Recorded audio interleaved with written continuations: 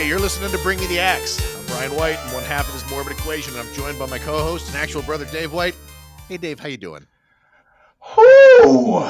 Boy, I'll tell you what I've done today. We took down the Halloween decorations. Oh, man, that sucks. And it's a sad time. I mean, I'm not a terribly festive person just in general. I've been trying to be more festive lately. Yeah.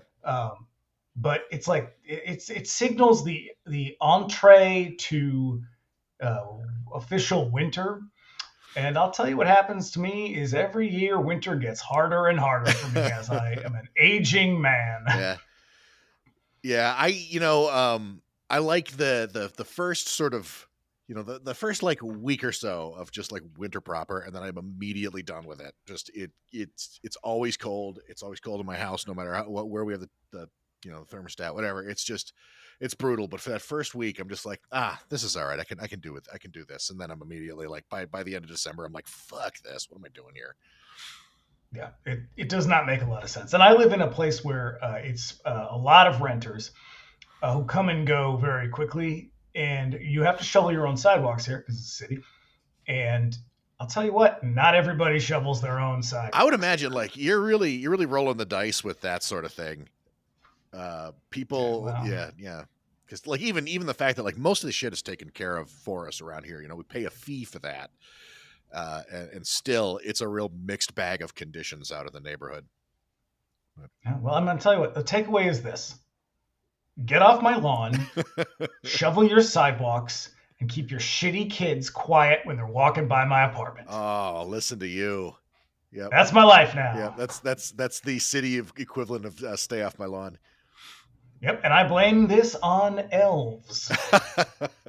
Yeah, we could really use the elves as a scapegoat for many things going forward, because this is a real humdinger of a movie. So so we practically grew up in neighborhood video stores, and the steady diet of utter garbage that those shops provided us with continues unabated to this day. There's no one else I enjoy chopping it up with more about trashy movies than Dave. Just before we get into it, it's a little housekeeping. If you want to keep up with us between episodes, you can find us pretty much on Instagram these days. Really kind of narrowed it down. Bring Me the Axe Horror Podcast on Instagram, and you can find Dave over there at That Queer Wolf. We're having a good time. Mm-hmm. Yeah. We got a sweet website now at bringmetheaxe.com. You can listen to all our past shows there and read the transcripts. You can also contact us directly at bringmetheaxepod@gmail.com with any questions, comments, or suggestions. Do let us know if there's a movie that you love and would like to hear us give it the business. Lastly, if you like what you hear, you can subscribe to us wherever you get your podcasts. And you'd be doing us a favor by leaving us a 5-star review on Apple Podcasts. And you can also do that on Spotify. And I implore you to do even so. if you don't like what you hear, just rate it. Right. I don't care if you like it or not. That's a solid point. Like, who gives a fuck? Just 5-star it. Do it up. Yeah, do me this solid, please. Yeah. I ask this of you. We ask so little of you. Just, throw us a bone. So shovel your fucking sidewalks and rate my goddamn podcast. So I just want to get all that out of the way right at the top of the show. So let's give you a little taste. Shut this fucking movie. Let's give you a little taste of what we're going to talk about here. AIP Home Video. An innocent romp in the woods turns into a hellish nightmare when an evil force is accidentally awakened.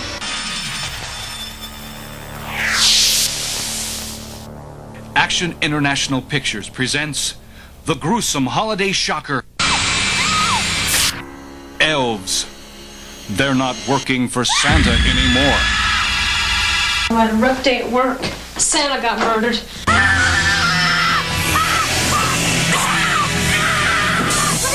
Their mission to mate with a virgin and conquer the world as a pint-sized master race. I'm saving it for someone special. Dan Haggerty stars as Mike McGadden, an ex-detective working on hard times. First you send and then you die. She is the most important person on Earth. From her will grow the new order.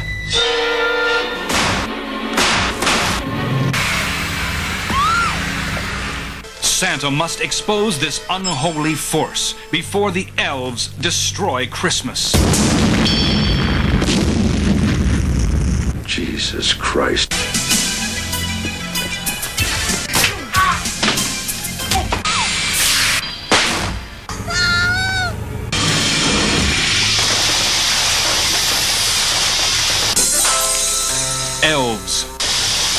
not working for Santa anymore.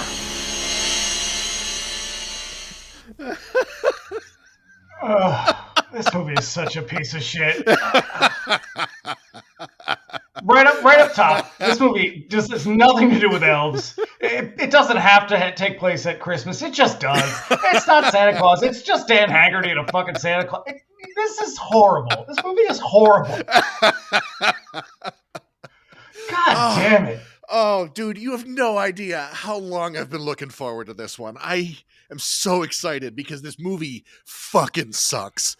But it's such a great movie at the same time because it is a fuckfest of epic proportions. Like, it is irredeemably bad, and the story is preposterous. It is so tasteless. This movie is just awful. If you had to pitch this movie to somebody, how would you do it? I think you already did it when you said it's Jim Wynorski's Gremlins. Yeah, that is 100% what this movie. The whole time I'm watching it, I'm like, why does this feel like an even shittier version of Chopping Mall, but with like really cheap gremlins in it? Yeah. So and this is the thing. Okay, so we'll do the facts and then we'll get into it. So the year is 1989. So some other movies released. Real terrible year for film. Let's go down that list. So Leviathan came out that year. Yep. Nightmare on Elm Street 5, The Dream Child, ostensibly the worst in the series. Okay. Puppet Master, which I love Puppet Master. I can't say shit about that. Also, Shocker came out that year, and I love Shocker as well. And rounding it out, Brian Usna's Society. Okay, that one's pretty good. Yep. So, it's a mixed bag, but Elves and the top three on that list are doing 1989 no favors. Yeah, cast and crew. So the director is a guy named Jeff Mandel, who was a writer. Never heard of him. Me either. Until I looked him up, writer of a RoboCop-style action show for syndication called Superforce that I actually used to watch. He also made a movie. I'm gonna guess it's called Cyber Chick. Yeah, but it's spelled. But it's because it's CHIC. Like a what the fuck is that called? Like an acronym and an abbreviation. Yeah, an acronym. And I was just like, I'm choosing to believe it. It's called Cyber Chic. Cyber Chic. Yeah. Yes. Les Freak Cyber Chic. You were waiting to deliver that one, huh? Actually, that one just came to me. Hot damn. You're good with the improv. So, yeah, I don't remember much of that show, except that the hero seems to die in the final episode of the series.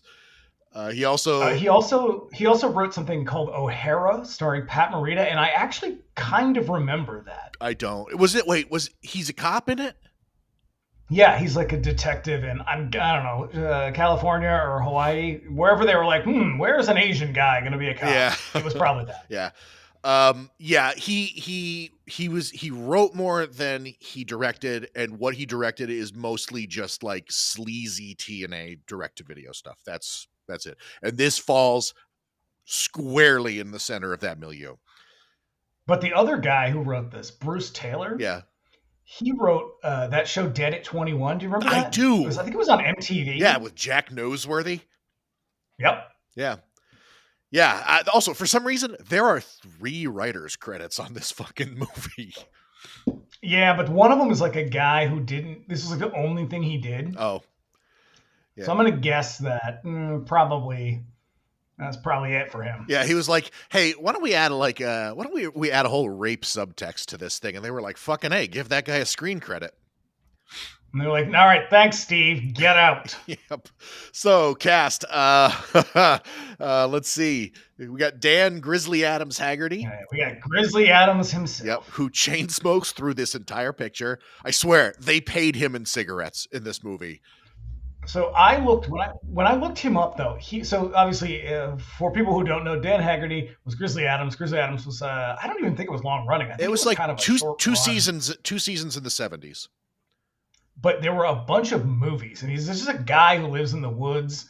All his friends are animals. Yeah, I mean, it's basically that, and it's like, what if the Incredible Hulk didn't have a superhero. He was just a guy who lived in the woods. It's kind of like that. Yeah. But he was doing those movies until 1995. Holy shit. Yeah, I kind of looked him up because I was like, I don't really know much about Dan Haggerty apart from this whole thing. I saw that he died 2016, I think, of cancer, and I was like, oh, well, obviously. Presumably lung cancer. Based on this movie, lung cancer. No, it was like spinal cancer.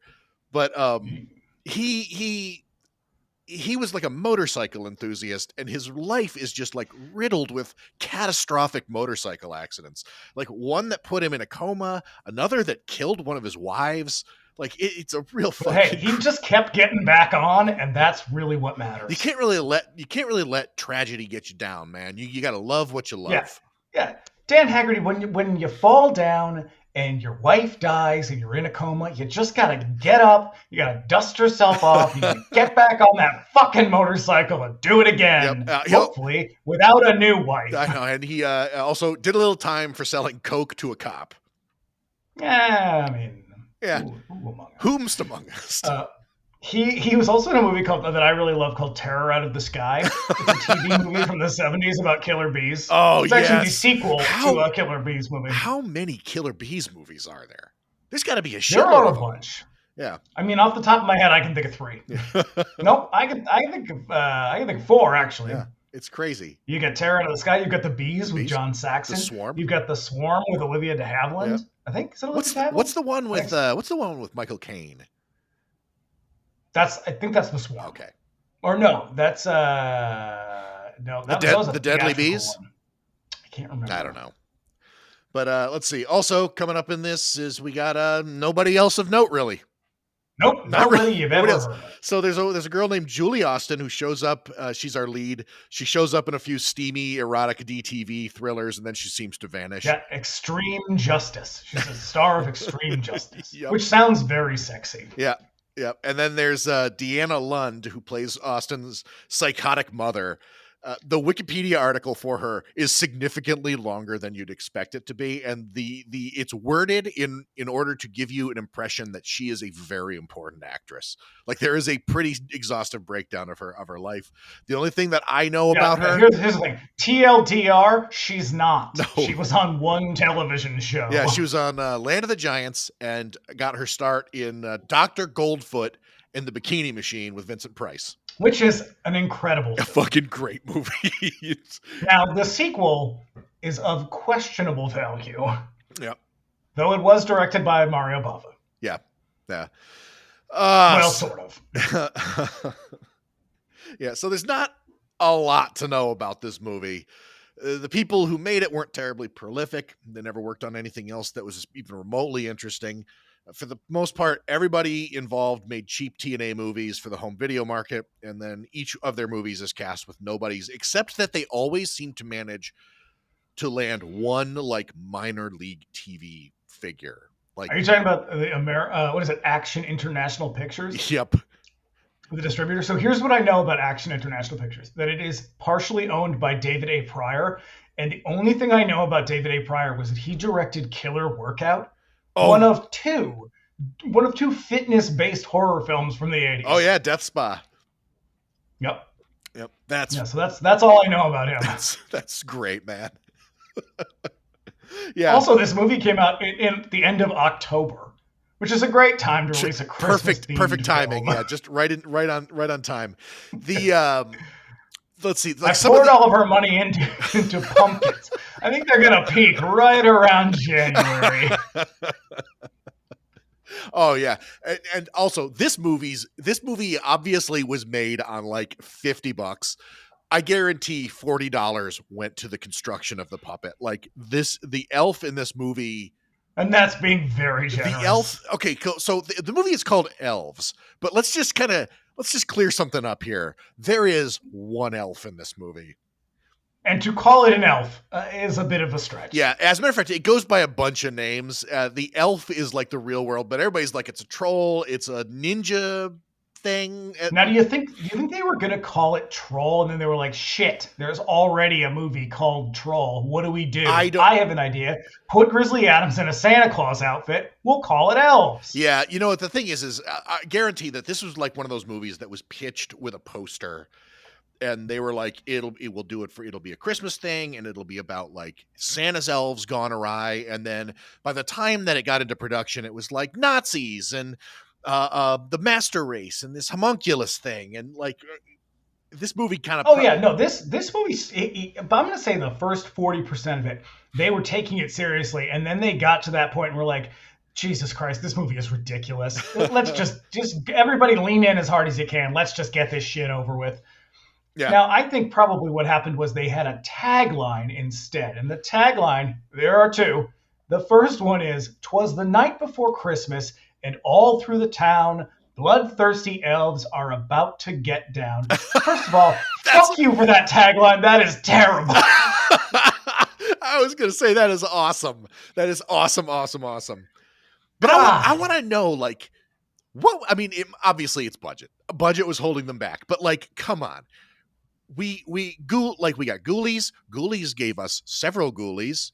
Hobgoblins fucking sucks, but there's multiple Hobgoblins in it. We get one elf in this movie, and he looks like it's all they could afford. He looks like Vern Troyer. Okay. With pointy teeth, but his face is always the same expression, and it is like his head is kind of tilted up and his mouth is always open, like he just got kicked in the balls. Yeah, because this is not a puppet. This is like a rubber mask. It's like the end of Sleepaway Camp when her mouth is just she's like Angela's frozen in this like horrific snarl. Yeah. It's like that. It's like whenever the elf shows up, it's just someone with like a stick just shaking it at somebody else because it just like moves back and forth or side to side. So this is not a mobile thing. And it's definitely not a single piece either, because it's either the sort of chest up to the head or the legs or an arm. And you never see a full body shot of the elf. It's always just like the legs. Yeah, because it doesn't have a body. Yeah. It's just a head. Yeah. It's just a torso, like a bust of I guess an elf. I don't know. Yeah. So the other tagline for this movie is, "They're not working for Santa anymore." But I'd argue, I'd argue that the elf never really worked for Santa in the first place, because as we find out, he's been working for Hitler. Yeah, Santa was a real, like, I'm telling you, Christmas was a real add-on at the end where they were like, I don't know, what are we going to do? Yeah. Christmas, I guess? Yep. Because there's not a lot of Christmas horror movies. Actually, there are, but you've never heard of 3/4 of them, and they're terrible. Yeah. This is one of them. So, this TerrorVision released a soundtrack, I think last year it came out. Yeah. And this is kind of like how everybody came back around to it. Like anybody who's talking about it these days, it's probably because of that. The soundtrack. Yeah, because we should say this movie is not available on DVD at all. No, and there's supposedly I got this off of a fucking torrent, and it claims to be off of a DVD rip. But if I got a DVD that looks like this, I would have been furious, because it is essentially a videotape, and like I watched shitty this on videotape. YouTube. It's probably on YouTube. Probably the same release that I've got. It's like the one it's the one that streams through Sarin. It's the one that's on YouTube. It's the one that you can get off of archive.org. Yeah, there's like hard tracking on it in a bunch of different places. Yeah. Yep. It's a forgotten movie that nobody is allowing to disappear fully down the memory hole. Oh, yeah. So my initial sort of thought on this movie, and this occurred to me the very first time I watched it earlier this year, was every single scene in this movie looks like a reenactment from Unsolved Mysteries. My first note says this movie is cheap as fuck. Everything is overlit, and it's bizarre. There's like zero artistry to it. It's just such a weird fucking movie. It's overlit, except when it's not. It's dark as hell. When it's dark, cannot see a thing in this movie. Like when this movie starts, you are squinting. You get the biggest TV possible. It doesn't matter. You will have no idea what is happening. Oh, yeah. So let's dive right in. So this movie opens on 3 grown-ass women in the woods. There's Kirsten, our lead, her and her 2 friends, Amy and Brooke, who are performing a ceremony dedicated to anti-Christmas in the cold-ass woods. Now, if you watch the trailer for this, the announcer voice, which is a real true like television announcer voice, he refers to it as a romp in the woods. And I thought, when was the last time you heard someone say a romp in the woods? Or a romp anywhere, for that matter. Yeah, you would often hear about movies that were a madcap romp, and that's a descriptor that's dynamite top to bottom. Yeah. So Kirsten hates Christmas and basically everything else, and we're going to find out why in a few minutes when we meet her psycho family. But they perform. You got to talk about the ritual. Yeah. So that's what I'm getting into. They're starting to do it, and she goes, "We have to be close to Mother Earth." And one of them goes, "Get real, Kristen." And then the other one goes, "Get over it, Amy." Yeah, that's about as good as the movie gets. They do a lot of like way, no way, no way kind of stuff. Yeah. Throughout this movie, it's like chemistry. Now, in the process of this ceremony, one of the girls reveals a drawing of their symbol, and it's an elaborate drawing of a naked woman with a cup in one hand and a crystal in the other, and some lines drawn over her boobs. So you're going to want to put a pin in that. Yeah. Just remember Grandpa's going to yes and that later. Remember those lines for later. And so she says, "I drew those Art Deco boobs. Cool, huh?" Jesus Christ. Sure. That's cool. Oh, no. Yeah. So, at a certain point... At a certain point, Kirsten drops the candle, and the glass around it breaks, and she cuts her hand, bleeding onto the ground, causing the ground to undulate. And then a slimy little rubber hand rises out of the ground as they're all like walking away. The best part of this too is when it's because I think it's Amy who's like, she thinks they're there to get her like a boyfriend or something. Amy is obsessed with a guy named Dave, and she goes, "You gotta something about help me get Dave," and one of them goes, "His is bent anyway." There is so much dick talk in this movie. It's like a 12-year-old boy wrote it. We learn nothing about any of these girls, including our lead, but we're going to learn an awful lot about Dave's penis. Oh, Jesus. Yeah, just through their conversation throughout it, because this is not the last time we hear about Dave. And I suspect and we'll talk about it at a certain point, but I think he's the dead body that falls through the door when the Nazis bust into the department store. I couldn't tell because it's so fucking dark that you cannot see who's who and what is going on in this protracted shootout scene that is coming later. Yep. So we get a little elf POV footage as it follows Kirsten home. As she gets into the place, she carefully replaces this book that she took out of out to their ceremony in her grandfather's library. And then we meet her grandfather, who immediately slaps her in the face. Yep. Now, the grandfather is incredible because he is. Have you ever seen that movie Bees, the one I was just talking about with John Saxon? Yeah. With John Carradine is in it, and he plays basically the same character where he's like, "What is this?" Yeah. And it's like, oh, Jesus Christ. You're not even trying. Grandfather is clearly, he's your stock scary German guy, but he's clearly a middle-aged dude in a lot of old guy makeup. And for some reason, he wheels around the entire movie in a wheelchair from like 1915, like the sort of thing that you would convalesce in. It's like the one in the wheelchair from The Changeling. Yeah. Yes. Yeah. He's a real trip. But then we meet her mother, whose first lines are you hurt? Good. This is just the beginning. This woman, and they never they sort of explain the mother is like a sadistic psychopath throughout the entire movie, and they don't really explain it. They kind of do later. They get around to it of the movie, but not fully. It's still just like, okay, I get why she doesn't like the girl, but it still doesn't explain why she's such a fucking asshole through the whole movie. This house is the sort of house that produces serial killers. Like, this is like Flowers in the Attic.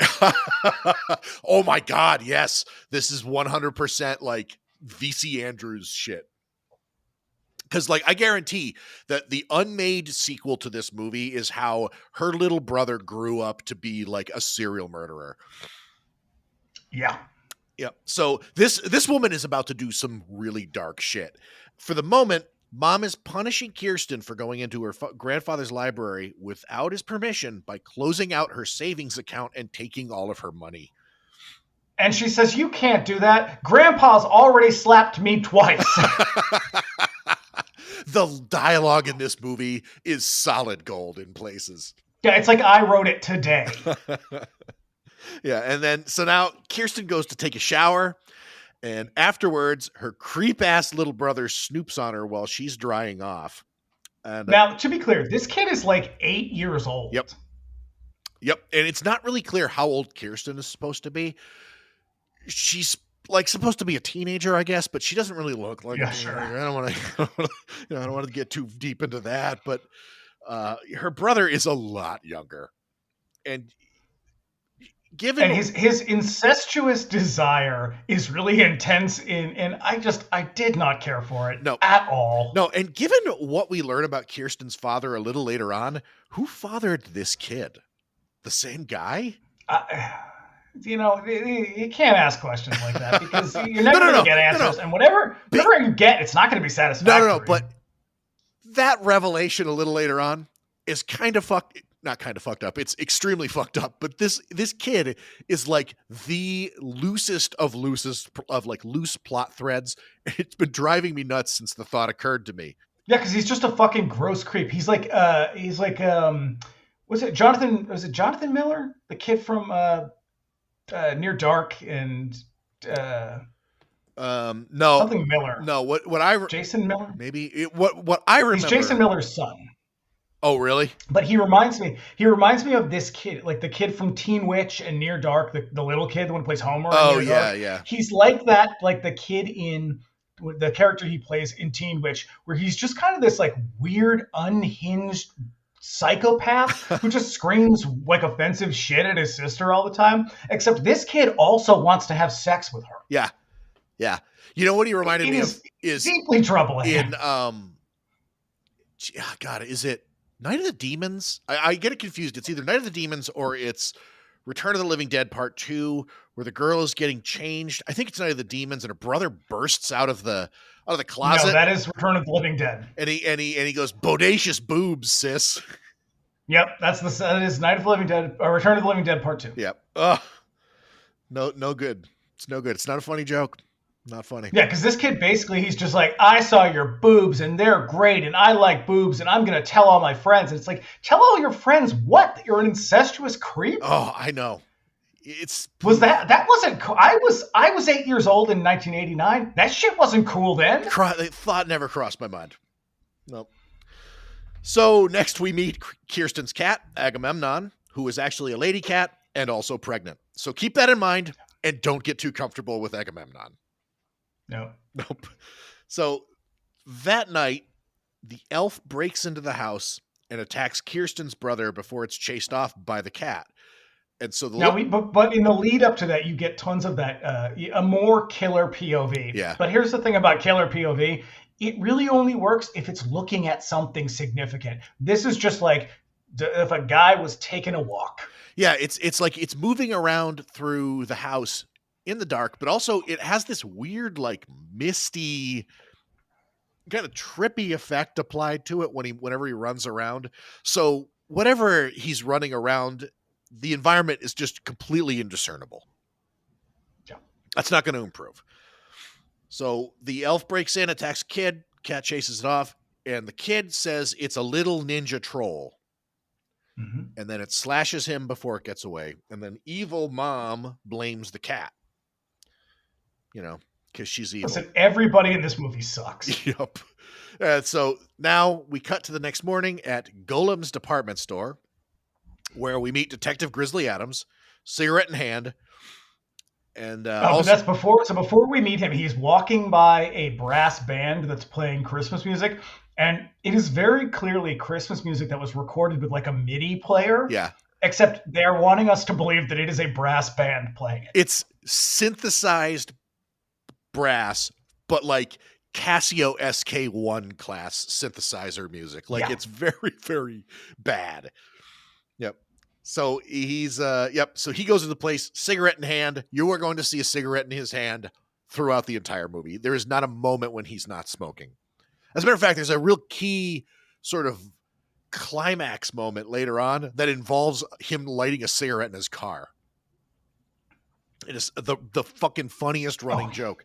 And I guarantee, like, they were like, okay, so here's a contract. We're gonna, pay you this. You'll be on set for this many days, and no stunts. We'll have a stunt man. And he's like, okay, can I smoke? And they're like, sure. He's like, okay, well, I get to smoke as much as I want. And they're like, fine. He's like, why don't you throw in a couple? They were like, how much can one Grizzly Adams really smoke? Well, joke's on you, Action International Pictures. He's gonna surprise you. So the girls from the night before are now at the soda counter, which is a thing that department stores used to have, and they're complaining. All right, listen. Here's what this place reminded me of. In the Fox Run Mall, next to Dream Machine, which was the arcade. Yep. Next to that, there was a buffet restaurant. Do you remember that restaurant? Oh shit! Yeah, York Castle. That is what it reminded me of. Oh man, now that you mention it, yes. God, that was a hell of a burger.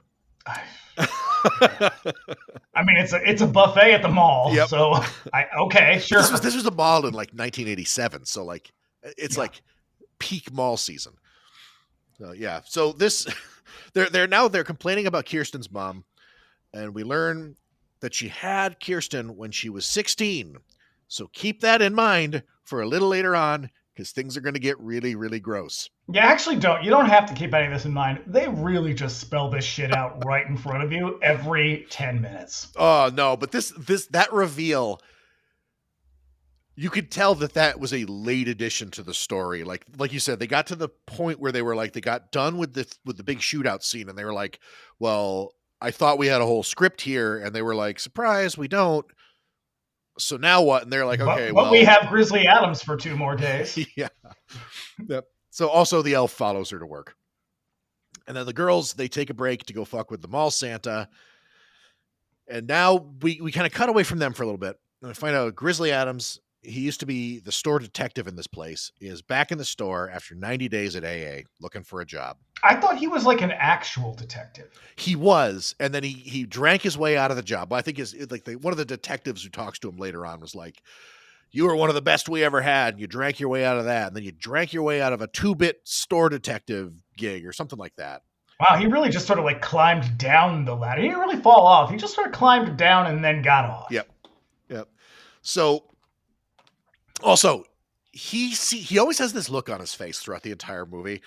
And I had to make a note about this because it's very, very funny. It's this kind of like furrowed brow expression that kind of makes it look like he sat on his keys. He seems to be in pain throughout this entire movie. I think the way I described him was he looks like he has to take a shit the entire movie. He's a mess. But the thing is his affect is so mellow.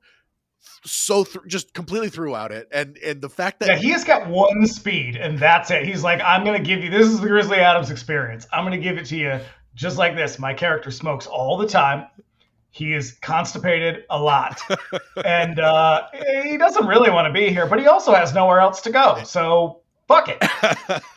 That is the character. Yeah. And he used to be a cop. It's the best. It's his character. When I saw him, I was like, Grizzly Adams in this movie? And then as I went on, I started to just love him more and more because he never ever changes his, like you said, he's got one speed and he never wavers from it. And it's not intense. He never gets excited. He's always just at an even keel throughout the entire movie. Yeah, no, listen, I'm not going to lie. There is something alluring about Grizzly Adams. It's the fucking beard. His beard is amazing. Like, I look at this guy and I'm like, I don't know, maybe. I could hang out with Grizzly Adams. As long as he brought his bear with him, I don't necessarily want to hang out with him. I just want to pet the animals. Was his bear Ben? His bear was Ben. Yeah, he rescued it when it was just a cub, and then it grew up and became his best buddy.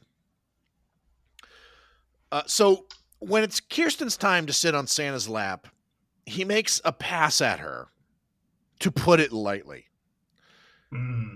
Because he basically sexually assaults her. Yeah, like he kind of like he puts his hand up her skirt, basically says like, "I want a blowjob," and so she punches him. And then we cut away from this. We go back home, and evil mom is casually throwing Agamemnon the cat into a bag and then happily drowns it in the toilet. Yep. Yeah. So we cut. Yeah, that's like a thing you do. Yeah, and then she buries it. And she makes some comment. She's like, "Well, at least I'm going to get some fertilizer out of for all this trouble." It's like, lady, take it down a notch. We already know that you're evil. My note says, I hope the elves kill them all. The elves, well, they do get around to most of the people, yeah. I mean, elf, I guess. Elf, yeah.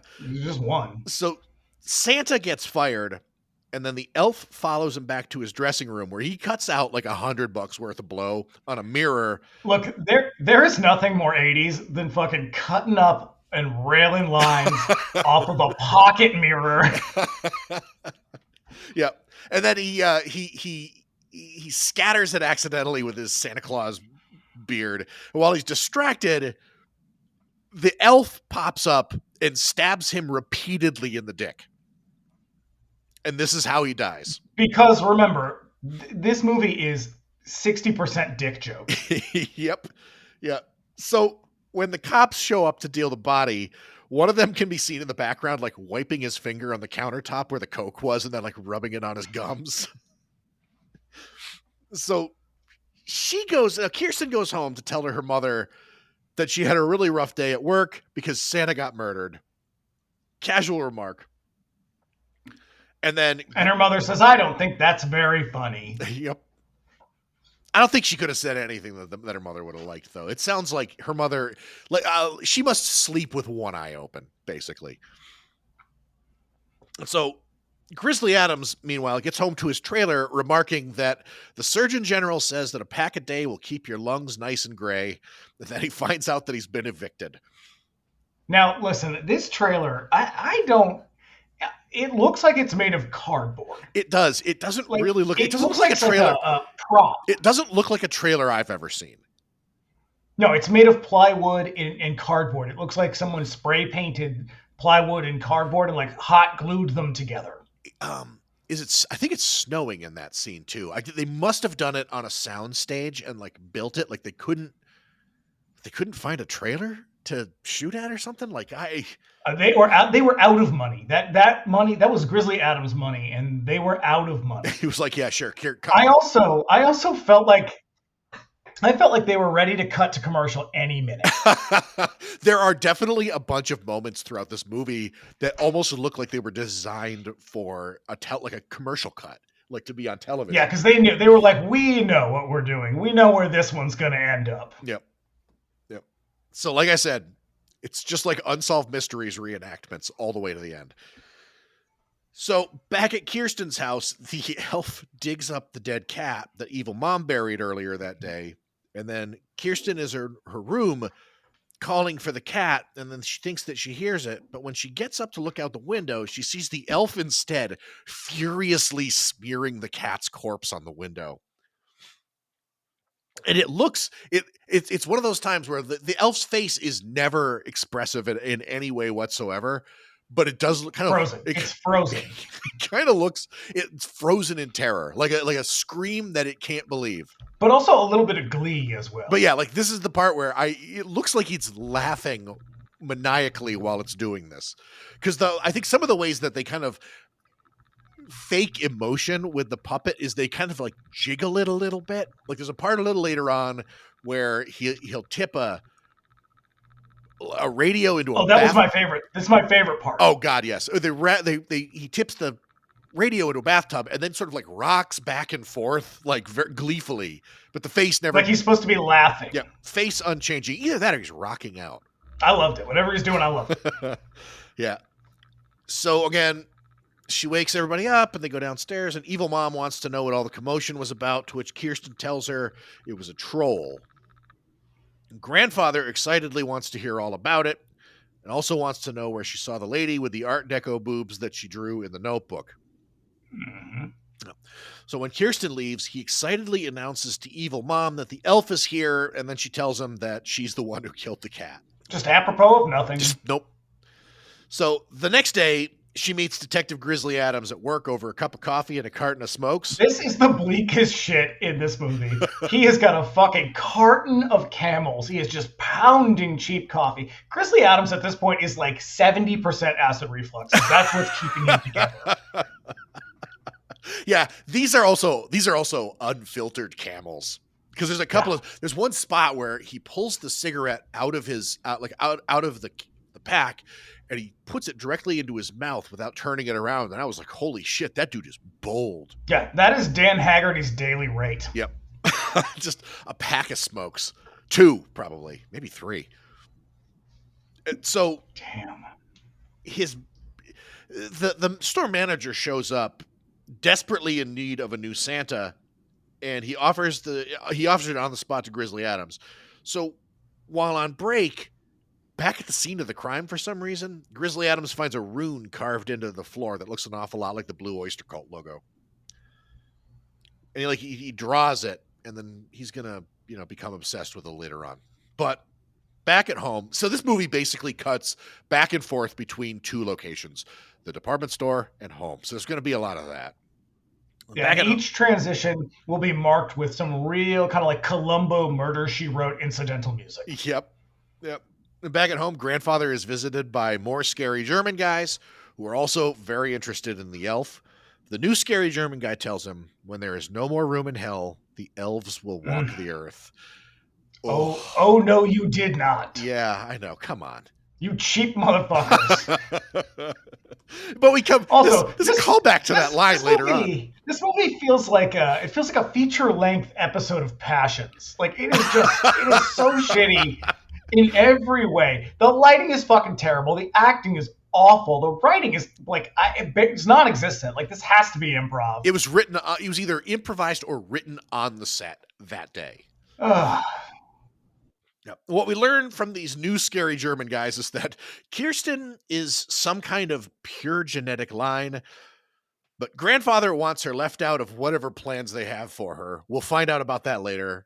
We'll come back to it. Back at work, Kirsten is having another one of those nights when we see one of the scary German guys watching her, and her friends show up because they have some plans for the night, which are going to roll out shortly. And meanwhile, Amy lifts up her sweater to ask what the others think of her red bra, to which they reply, "No way, Dave hates red." I do not. So, okay, this movie was very obviously written by a man. I'm going to guess a man probably in his 20s. Remember when we were watching Halloween, and one of the things about Halloween that is remarkable is that when it came to writing dialogue for young women, John Carpenter had the good sense to say, I'm going to ask a woman to do this. Yeah.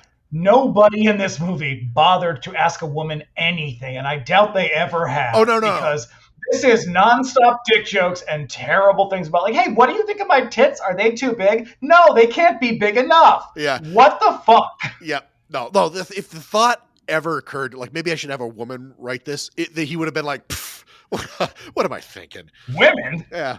Well, next I'm just going to have to ask him to drive me somewhere. God, get out of here. Yeah. You fag. Yeah, just trust me, there's a little bit of that in there. There's a bit of that in there too, yeah. We keep hearing about Dave's dick again. This will be the second time in the movie that his penis is mentioned. So now, hard up for a place to crash, Grizzly Adams lights a smoke and sets up camp in the back room of the department store. And there, because his life just keeps getting bleaker. That's the thing.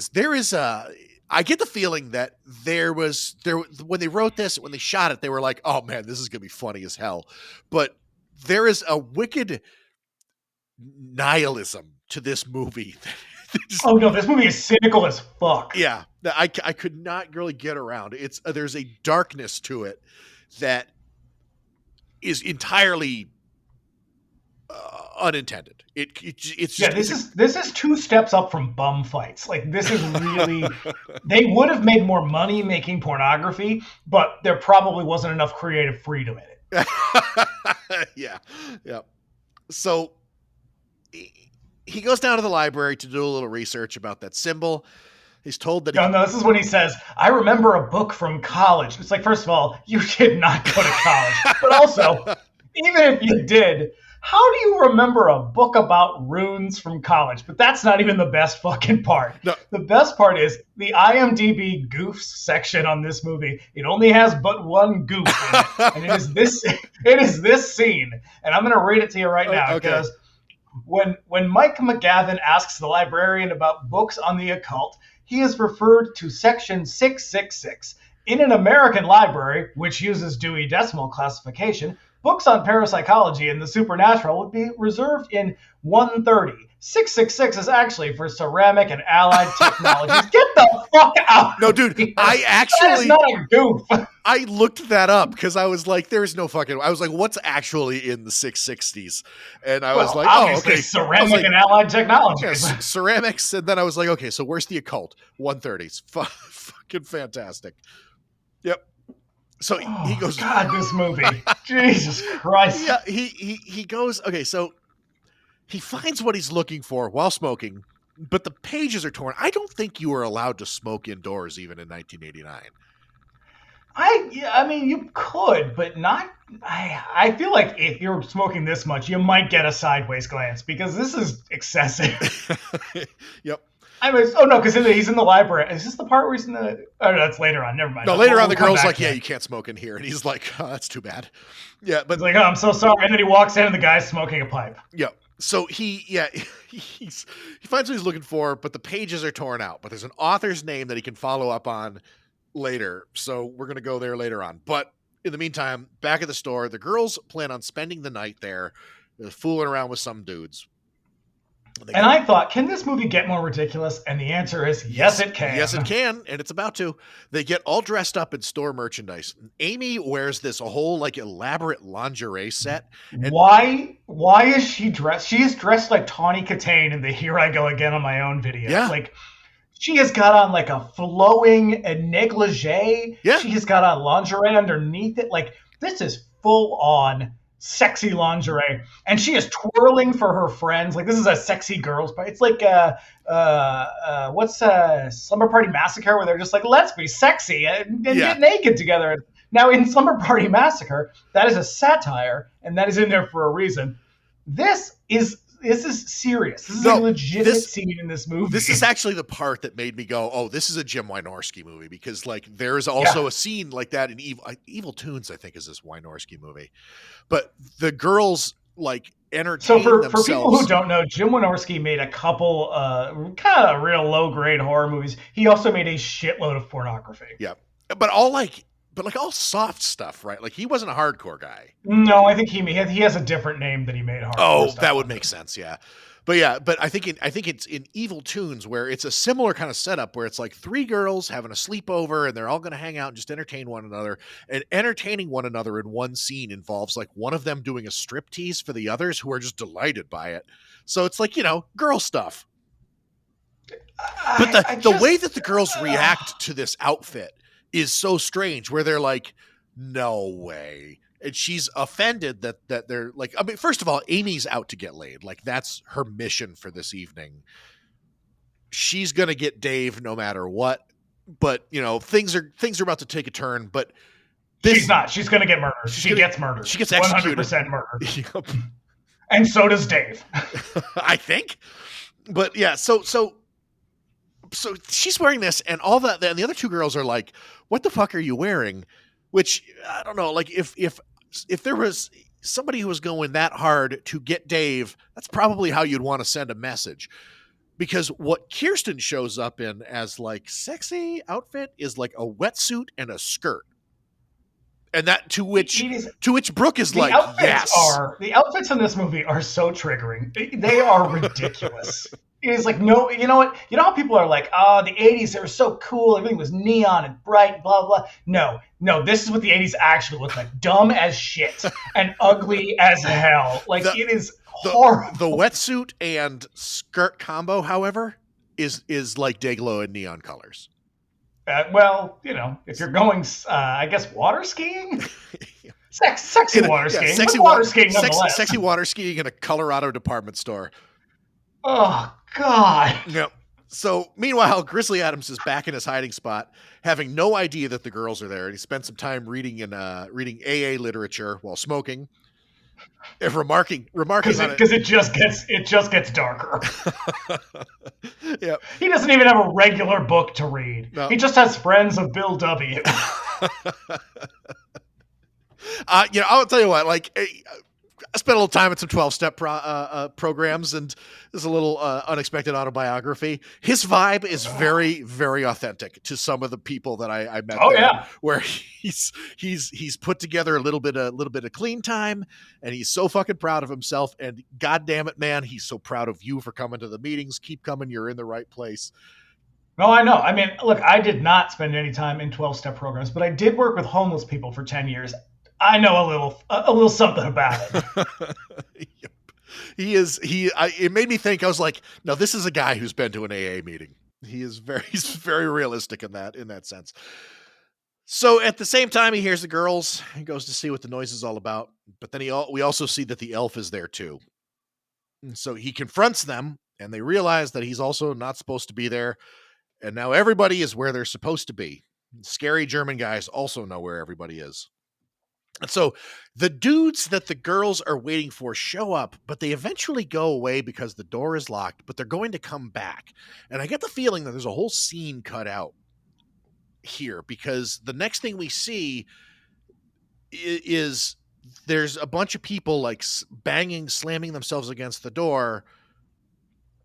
And then they burst through, and it's the scary German guys. But there's a fucking... Oh, you skipped a very, very important moment for me in this movie. Was it the conversation that Kirsten and Brooke have? Yes. This was the first moment when this I was like... This was so dark and so terrible. So, and we're going to come back to it at the end. We should talk about it now, too, because holy shit. Yeah, so they have this nasty conversation where Kirsten tells her that she tells Brooke she's basically, I'm a virgin, I'm saving myself for the right person.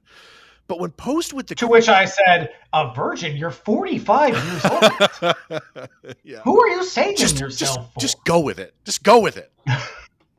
She's saving herself for Hitler. Oh. But she posed with the question of, how do you stop them, is what Brooke asks her in the... And then, like, if, guys going for it, how do you stop them? And she's just like, you just say no, because they don't know how to deal with that. And Brooke says she'd rather avoid a confrontation and that it's easier to just go through with it. This was so fucking sad to me. And I'll tell you why, because the movie deals with it as though it's kind of a joke. Yeah. And it is not a joke, because I'm sure this is a conversation that many women have probably had. Yeah. And it is so goddamn gross to watch people talk about this as though it's like, oh, you're ridiculous. Just fuck him. Oh. At the end of this, I was like, Jeff Mandel has definitely coerced a woman into having sex. Like, God, yes. Yeah. There is not a single, outside of the ones that are on camera, there is not a single woman involved in this movie or in that dude's life. Yeah. Yeah. Because they're all like weird teenagers or psychopath sadists. It's a mess. Yeah. It's a fucking mess. It is the bitch mom, yep. The fucking prude teenage virgin, and like these sluts. Yeah. That is what this guy thinks of women. Yeah. And Kirsten, and at no time does anybody be like, hey man, that's a little bit fucked. Because you know what? That's how a lot of men thought of women in the 80s and today. Yeah. I don't like it. I don't like it. Kirsten gives her the same troubled look that I would give her. Meanwhile, the scary German guys force their way into the building. There's also a dead body. It's not really clear who it's supposed to be.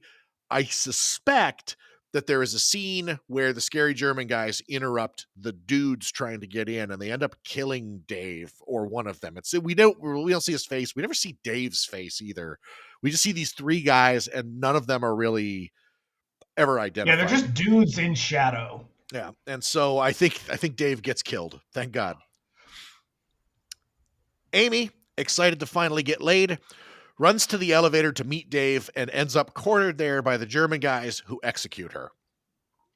Then Grizzly Adams leaps into action, sneaking around the... My favorite part is that he's sneaking, but also smoking. Also smoking. He may as well have been whistling at the same time. Like, glowing cherry, or aromatic Turkish tobacco. Just waving incense around as he walks. Like, what the fuck? And the thing is this movie is such garbage.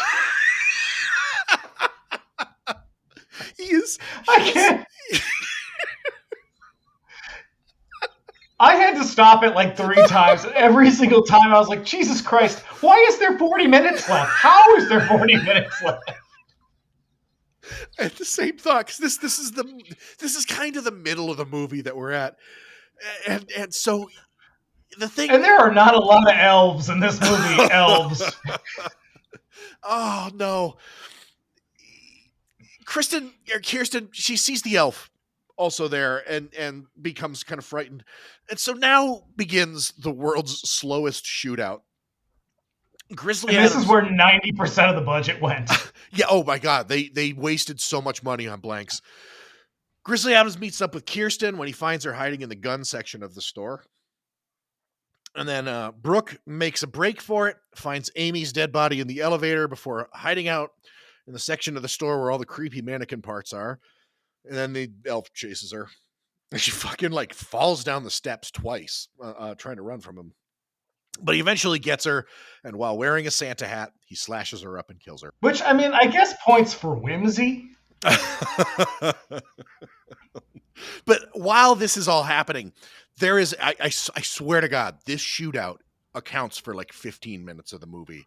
And it's just Grizzly Adams and Kirsten behind one display, occasionally like reaching up and like shooting their guns, and then 3 guys who look like extras from a Lethal Weapon movie shooting back. Yeah, this is essentially the opening scene of Puppet Master. Like when the guys, the Nazis sneak into the hotel. Yeah. But I mean, yeah, they got that whole like slicked back hair, but it's also like pulled into a ponytail. Yeah, this is what you call a pastiche film. Yeah, like it's like Charlie Kelly and the gang makes Lethal Weapon 7, like that It's Always Sunny episode. They shoot at each other and nobody gets shot. And then eventually police sirens are heard and they all take off. And when the cops show up, Grizzly Adams tells them that an elf killed the girls, but that he didn't see the elf. No, but he just knows about it because, he remembers a book that he read when he was in college. And he knows a thing or two. He's a bit of an aficionado. Yeah, that's true. He studies the occult in his spare time. It was time at Marlborough University. Yep. Yeah, he saw scary German guys, but he never makes mention of them or the fact that they shot the place up. He just talks about the elf, which kind of got me. So Grizzly Adams takes Kirsten home, and he attempts to explain to evil mom that a creature is trying to kill her, but her mom insists that she was just out there in the store banging Grizzly Adams. Meanwhile, I get it. I mean, sure. That fucking beard. He is a bear of a man too. Like he's very large. He gives the impression that he is a tall, heavy guy. Yeah. Grandfather is very, very interested in this creature. So Grizzly takes off. He heads over to the university to talk to Grizzly takes off because the mother says, "I'm calling the police." And then she grabs the phone and dials, I don't know what number. And then she goes, 911, thank you. She called the operator. And scene. Yeah. Grizzly heads over to the university to talk to the professor from the book, grandfather resolves to get Kirsten away from the scary German guys and the elf. This is the part where he walks into the library and the girl's like, "You can't smoke in here." Yeah. And like even the girl at the library is an asshole. Like everybody in this movie sucks. Everybody is the fucking worst. The professor is... He's a professor. It's hard to explain because my note says, is he doing camp? I don't think so. I don't think it's intentional, but he is doing it. He thinks that this is what a professor is like. Yeah, at one point he goes, the creepy creatures on two legs. Idiomatically, we call them elves. No, we don't. Yeah. Nobody calls those elves. Yeah, We all know what elves are, and it's not that. This guy is C-3PO smoking a pipe, basically. He's ridiculous. He's campy as hell. He's in the wrong movie. But he is the only likable person in the entire film. He really is, because the next professor fucking sucks too. He tells Grizzly Adams that the symbol represents the elves and that the Nazis believed in these elves, and he has no idea what the Nazis would be doing with the elves, but he knows a dude who does, and he directs Grizzly to that guy. But meanwhile, Grizzly's being tailed by scary German guys. Mm-hmm. Now, back at home, Grandfather does some sort of magic shit with the crystals he was given by the Nazis earlier. He's reading by candlelight when we cut back to it. That's true. That's true. Very strange. Surrounded by all of his tchotchkes from Things Remembered. Yep. And so Evil Mom tells Kirsten that the police confirmed her story about the store, but probably not parts about the elf. Well, now we got to take a break for a moment here to talk about the outfits, because Mom's shirt. We should say Kirsten's mom doesn't have a name. She is just Kirsten's mother. Yeah. Even on IMDb, she's just Kirsten's mother. Now, She has got a shirt that has a ruffle on it that is, it looks, it's Pirates of Penzance. It's big. There's a lot happening. 15 feet of cloth easily. Yeah. Now, Kirsten, on the other hand, she is wearing a gold vest that makes her look like a movie theater usher. She's like the girl from Demons, the usher from Demons. Yeah. Oh, the girl in the green dress. Mm-hmm. No, I think those are supposed to be her work clothes. Well, that's less fun. I know. So for a moment, Evil Mom appears to soften towards her and then gets a bit sentimental at the mention of Kirsten's father, but throw all that shit out because we're about to learn all about her father and why her mom is such a fucking monster. Holy shit. Kirsten thinks that her dad died, but her mother tells her that if she wants to talk to her father so badly, she can go downstairs and do it because he's in the study where Grandfather is. You putting this together yet? Yep, she's my daughter and my sister. Grandfather is her father and her grandfather. Why is there so much incest in this movie? So when I first watched this, at that moment, I stood up and went, gross. Like, I could not believe that a movie that's already just rock bottom is digging even deeper. Yeah. Yep. So now there's a bit of a scuffle. Evil Mom strikes Kirsten while the elf watches from the window, thus sealing her fate. Now, at the other professor's house, Grizzly Adams bursts in on Christmas Eve dinner, and Grizzly is breathing heavily throughout the entire scene. Well, he did have to go up a set of 8 stairs, so... Yeah, because he's been smoking unfiltered Camels. He usually takes the elevator everywhere he goes. And it must not. I can't tell if it was deliberate. Like they were like, okay, so like you're in a hurry, you're excited, like give us a little heavy breathing. And he was like, no sweat, I got this. No, that's just how he breathes most of the time. So the professor tells him that the Nazis wanted to use the elves as assassins, but there's a problem with that theory because elves are not real. You fool. Fair thing to say. The other theory is that the master race genes were somehow put into these elves, and if the elves mate with a virgin on Christmas Eve, they'll produce the master race as one does. I love that he's like, listen, there's no problem here because elves aren't real, dummy. But you know what? If they were, okay. If they were, here's a second theory. Yep. So back home, Grandfather explains to Kirsten. Oh, it gets worse. It just gets worse. I don't have the specifics, but the moment when he was like, I drugged her, she was unconscious. Oh, I do. I was like, oh God, why is this just getting worse? Here you go. It goes like this. She was drunk and unconscious. I took no pleasure in it. My note says, dear God, stop talking about it. Yeah. 'Cause he did it because he was on a mission and now he regrets it. Some kind of sex magic nonsense about perfect genes and inbreeding. None of it makes it sense. It doesn't matter. None of this matters ever anymore, ever again. Nothing matters anymore. Nothing matters. It's all gross. It's all fucking disgusting. And from here on out, this shit gets so weird. Yeah. The movie just goes off the fucking rails. We are rounding the corner.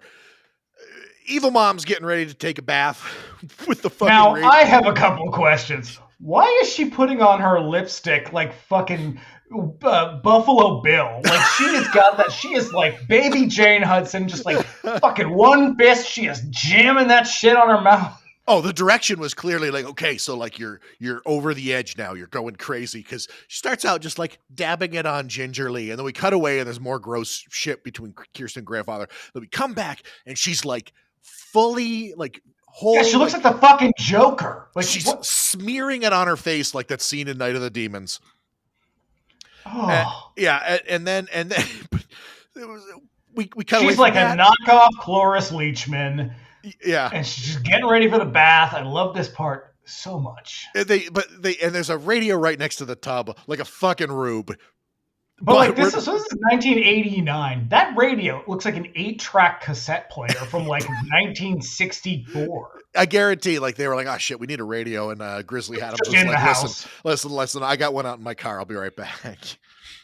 And so Grizzly Adams, meanwhile, is racing back to Kirsten's house with this information about the elves when he reaches for the cigarette lighter like cars used to have, and he accidentally knocks loose an old-timey bundle of dynamite that scary German guy stashed in his car.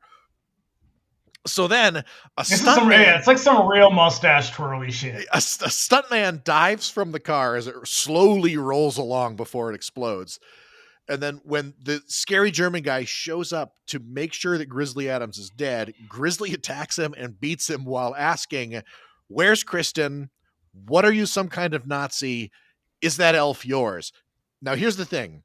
I love all of those questions. I read that flat from the page. That is exactly how he delivers the line. I was actually going to say, you said, "Where's Kristen?" And I want to point out that that's not a mistake. He says, "Where's Kristen?"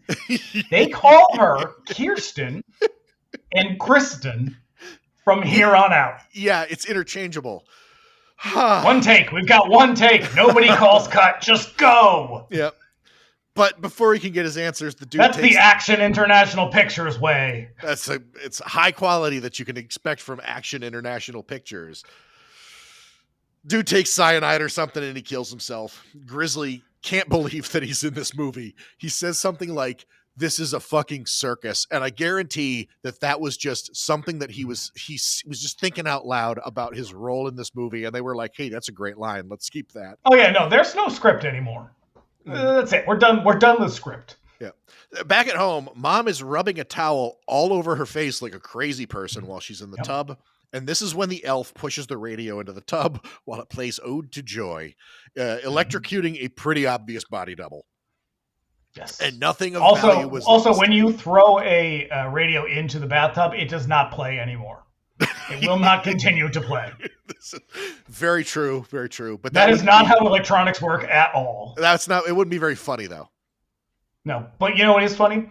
The elf at the end of the tub rocking back and forth as though he is laughing maniacally, except it is just a solid piece of rubber, so it can't laugh. So they're just sort of shaking it on a stick. Yeah. So, God. Now. Listen, I'm sorry, everybody. This episode is probably fucking terrible. Listen to it is 60% of us just laughing and talking about incest, and it sucks.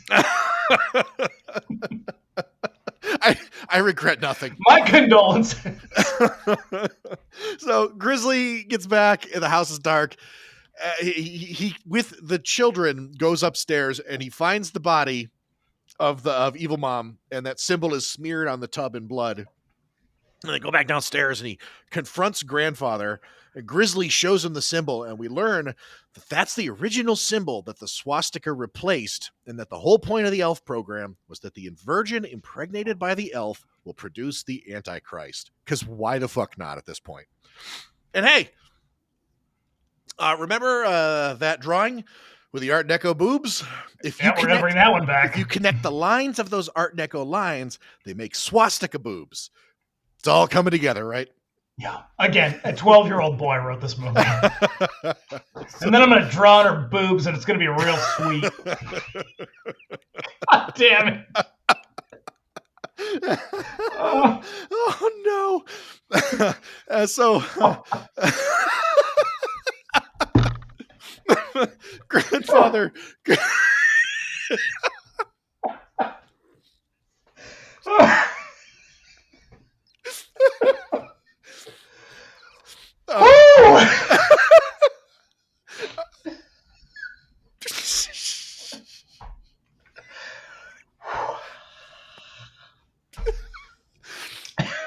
It's newsy. I just gotta compose myself. I'm leaving this all in. So I can't. Why not? Nobody's made it this far. So grandfather also tells us that they could kill the elf with their magical elfstone crystal from before, but the Nazis show up before he can tell her how to use it. Grizzly Adams fights the Nazis, and then a really stupid fight ensues where grandfather is executed by the lead Nazi, but his goon dies from some gunshot wounds. But before he dies, he shoots Grizzly. Now, none of this matters because you can't actually see anything that is going on in the room because it is pitch black. Here's the best thing. The sound mix guy just plain forgot to add a gunshot sound to the audio track. So what you see is Grizzly struggling with a guy, and then the dude turns over and he makes a motion like he's shooting the gun, but there's no sound. And then Grizzly Adams just rolls over, presumably dead. I would not have been surprised if you just heard like someone go pew pew, and then that was it. Like nothing matters anymore. No, and you could tell that like all the this is all like live audio mix. Like there was no dubbing, there was no ADR, because all like during that really fucking bullshit gunfight, all the sounds are the blanks going off, which is why the guns all sound so unimpressive. So the elf. Let's see. No, I'm getting ahead of myself. Kirsten and her brother run out into the woods to escape, but the lead Nazi finds them. And he tries here's my question though. Why did the brother, he's introduced at the beginning. He's a little shithead who's a total fucking creep.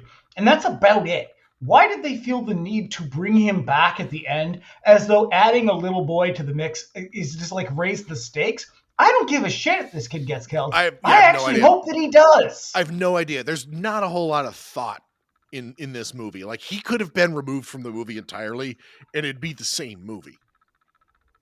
So they go out, he finds him, he tries to prepare her for her date with Destiny, but the elf shows up with the gun from the previous fight and he shoots him. Because the elves are using guns now. Yeah. I'm sorry, the elf. There's one elf. Yeah, let's not get this movie should have been called The Elf. So she sends her brother back to the house to get the crystal. Now, meanwhile, the elf is ready to knock boots with Kirsten. I did not like this at all. No. Because they really take their time with this scene. She fights it, and then, her brother, we cut back, he's back in the house, he's looking for the crystal, and Grizzly Adams, like, lurches into the scene real suddenly, like, obviously feigning injury, and he's like, here, kid, here's that crystal you need to kill the elf. Meanwhile, the elf is back by the, waterfront or whatever, and he's just like grabs a bug and eats a bug just to be like fucking gross or something. Oh yeah. Like, but he also offers it to her because there's been a couple of scenes throughout this where like the elf eats a bug, and then whatever happens next is anybody's guess. They're like the elf's hand is like moving up her leg and like lifting up her skirt and shit. And she's looking at him very nervously. And then the brother comes back and he gives her the crystal. And she's like, grandfather said I'd know what to do with this when the time came, which is some fucking bullshit. And she crawls along the ground next to the elf who seems to be in retreat.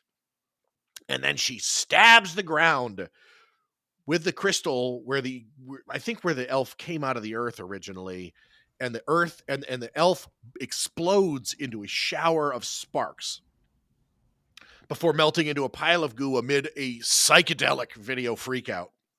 And now we cut to morning, and it's snowing, and we zoom out slowly amid a synthesizer piano piece, fade to black, roll credits over an evil-looking glowing fetus. And everything is okay. Elves.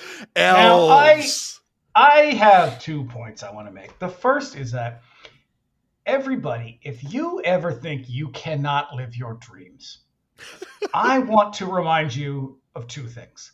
One, I make a living writing a very successful podcast. 2, somebody made this movie, got it into movie theaters, got it onto home video, and we are talking about it today, 30 years later. We can all do the things we want to do. Oh, believe in yourself. You too can make elves. Fuck this movie a lot. This is fucking terrible. Here's the thing is, I don't think, this movie definitely did not get a theatrical release. Oh, yes, it did. It got a limited theatrical release. Because the thing is, I'm going to guess in Colorado. Probably, because it looks like it was shot on video. Like, high quality studio video cameras, definitely not film. It definitely feels like a shot on like a fucking SOV classic, and yet it did. That's fucking nuts. It is unbelievable garbage. Unbelievable. Yeah. It is maddening to watch. The acting is strange. The story is nonsensical and extremely offensive. There's no redeeming values in it whatsoever. And yet I have watched this movie 3 times this year and I laugh my ass off every time. I'm going to do it anyway. So we revisit these movies to talk about them and see how they play out these days. Now, neither of us saw this in 1989. Oh yeah. I did not even know about this movie until this year. Yeah, I saw it just yesterday, regrettably. But I'm going to ask anyway. If assuming we had seen this, put yourself in 1989. You had a sweet Guns N' Roses denim jacket. I did. You see this movie and you think it's real awesome because there's swastikas on boobs. Well, here we are now, 400 years later. What do you think of this movie now? I think I've made it pretty clear that it is a work of insanity, that it was made by people. The message that manages to seep through the garbage unintentionally is that the people who made this movie were probably rapists, but goddamn, that puppet is ridiculous. And this plot is like made up on the fly. And I would probably watch this movie again. Probably not for a little while, but I can definitely see myself going to somebody I know. Hey, have you seen Elves? Oh no? Allow me to introduce you to the most fucked up movie you've ever seen. I am never going to watch this movie, nor do I recommend that anybody else watch it. I'll tell you what, this movie is cheap and fucking terrible. It is cynical as hell, and this has nothing to offer even the most desperate horror fan. Like that scene where they're talking about not wanting to have sex is one of the bleakest things I've ever seen because it's so fucking real, and yet everybody in this movie is shitty and terrible, and the whole thing is treated like it's either normal or hilarious. Yep. It is disgusting. It's such a fucking weird, real moment that really bothers me. I don't care for it at all. It's definitely the moment when I was like, oh, these guys suck. Yeah, this represents all the worst things about like 80s horror, and it treats them as though they're all legitimate and not just like the perspective of shitty young men. Yeah. It is so fucking dark. And yeah, I mean, it was hilarious to talk about it. This was a real fucking slog to get through. I shut this movie off. I almost shut it off and like was going to restart it later or whatever. Like there's a point where you can tell I just stopped taking notes because it's so fucking bad. The thing is I don't even think it's 90 minutes. I think it runs with credits. I think it runs about 82 minutes. So, there it is. Elves. 82 minutes of absolute mind-blasting craziness. So let's put this one behind us. Let's get this one in the past. What's next? Well, okay, that's good that we're gonna put this one in the past. I will tell you what though, from here on out, from here until the end of the year, we've got some fucking bangers of movies we're gonna be watching. Oh yeah, it's wall to wall hits. I'm looking forward to the rest of these. We've got a couple of really great guests. We've got a thing we're gonna announce a little bit later that's really fun and exciting. So I'm thinking this was over the hill. We made it over the hill.